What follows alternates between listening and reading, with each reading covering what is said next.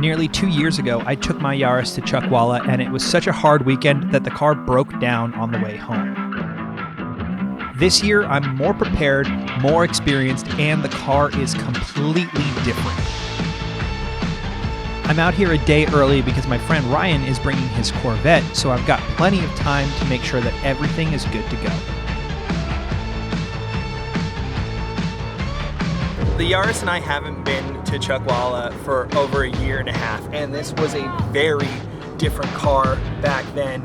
I ran a 219 and it was 100 degrees. It was literally my second track day with this car. So the delta of improvement should be really good. I'm hoping to go like 5 seconds faster. But the big question is that enough to beat everyone else who is here for the Enthusiast class? I'm currently sitting in 4th, and we've got the 3 people that are faster than me here this weekend, and they are doing an extra day of driving before me, so they're getting a lot of experience on the track. So I'm already feeling like a podium is out of reach, but I'm gonna put in as many laps as I can with this thing, and it might be more about personal improvement this weekend.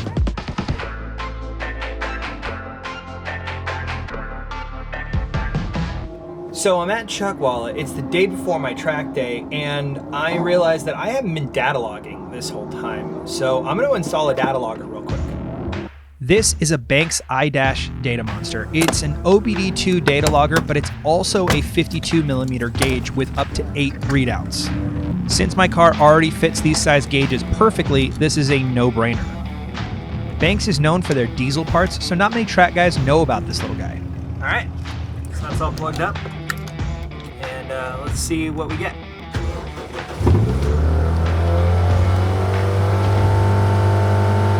Even though my car is an 07, which is before OBD2 was standardized, I'm still getting a decent amount of readouts, and I can record them and look back at it later. With sun setting on the first day, I convinced the organizers to let me go out for the last session and set a baseline. It is Sunday today. I went out for a brief bit yesterday. My previous best was a 219. Yesterday I ran a 212. So already a huge improvement, but today is the day that counts, and I was still having a little bit of that fuel cut issue that we had in Buttonwillow.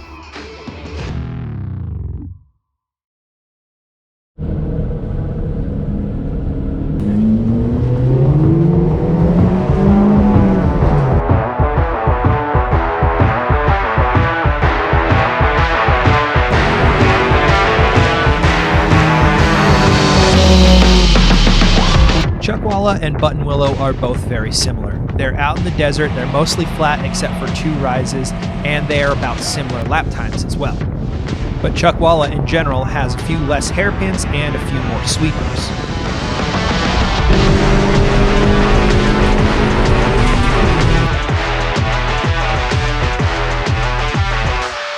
This first session, like all first sessions, had some major traffic, and as always, it was over far too soon. All right, so that session wasn't my fast one for the day. Ended on a 2:15.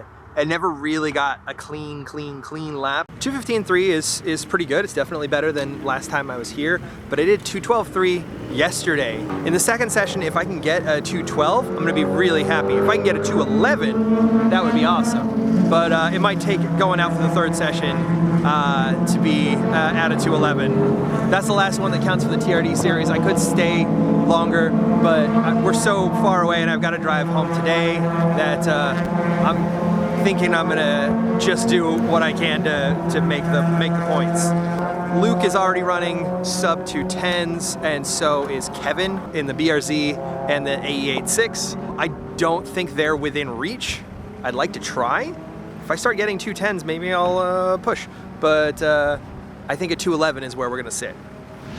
So to give you an idea of my chances this weekend, run groups are organized by lap time, and none of my rivals are running in the same run group as me. Adam and Ryan were headed out next for the faster black group.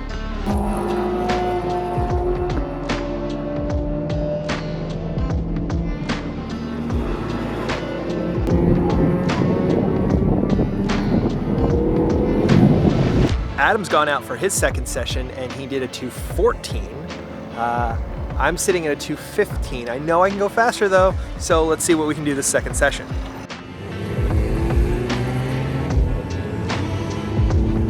As I went out for the second session, that 2:12 was looming over my head. I knew I could do it, I just needed to do it again. As long as I didn't get any of that fuel cut or any traffic, I should be able to manage it one more time. However, traffic for this car is a real issue, partially because it's fast in the corners and slow on the straights, but also because nobody expects a 2007 Yaris to rock up behind them. In the slower groups, a point by is still required to be able to pass, and in the corners where this car has the advantage, a point by is a little more dangerous than on the straights. And if you're curious as to how much a late point by can affect your lap time, watch this clip again and watch the predictive lap timer on the phone.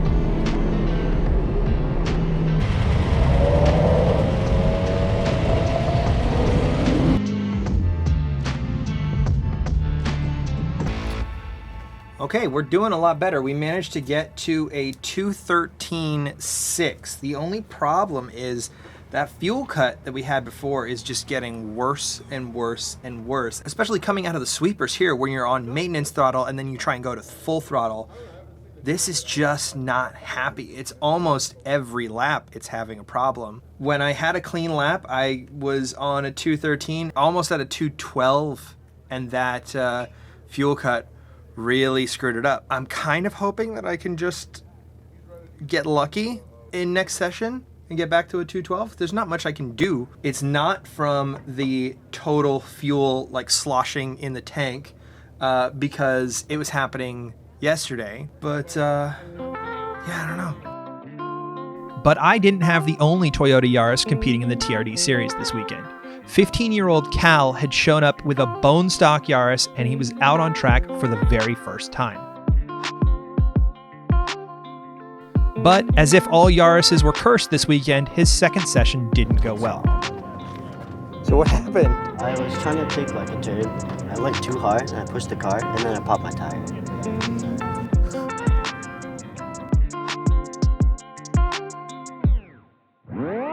Bringing any car to track has its ups and downs, but with a little bit of passion, we are talking about a Toyota Yaris in the same breath as Supras and 8.6s. You can bring anything you want to the track because we're all there for the same reason, to go fast. Whether it's something that's new or a car that's 30 years old, everyone here is really just excited to have people to race against. My third session's about to start. Adam is literally just, that's him there getting off of track. And on his last lap, he was 4/1000ths faster than me. So I need to go out and improve on this lap. Hopefully I can get it all together on one lap. Hopefully I don't have fuel cut. Hopefully there's no traffic, because it all comes down to this session.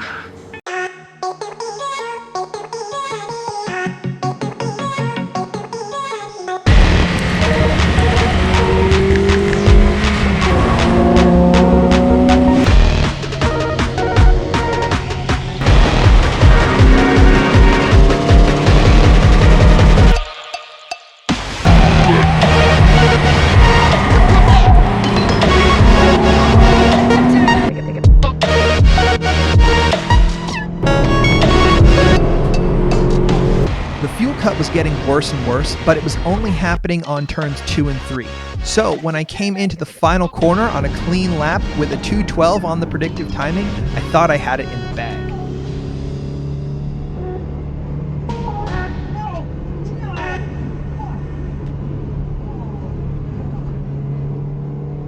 This was the only time the fuel cut had ever happened in the last corner, and ironically, it's probably because I was carrying the most speed that I had in that corner the whole weekend.